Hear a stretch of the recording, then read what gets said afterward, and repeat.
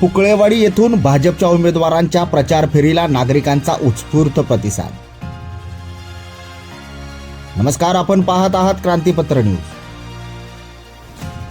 कुकुडवाड जिल्हा परिषद गटाचे भारतीय जनता पक्षाचे उमेदवार श्री अरुण दादासो गोरे व कुकुडवाड पंचायत समिती गणाच्या अधिकृत उमेदवार सौ माधवी मनोज काटकर यांच्या प्रचारार्थ पुकळेवाडी येथे प्रचार फेरीचे आयोजन करण्यात आले होते। यावेळी बहुसंख्य पुकळेवाडीकरांनी कुकुडवाड जिल्हा परिषद गटाचे उमेदवार श्री अरुण गोरे आबा व पंचायत समिती गणाच्या उमेदवार सौ माधवी मनोज काटकर यांना बहुमताने निवडून देण्याचा निर्धार केला।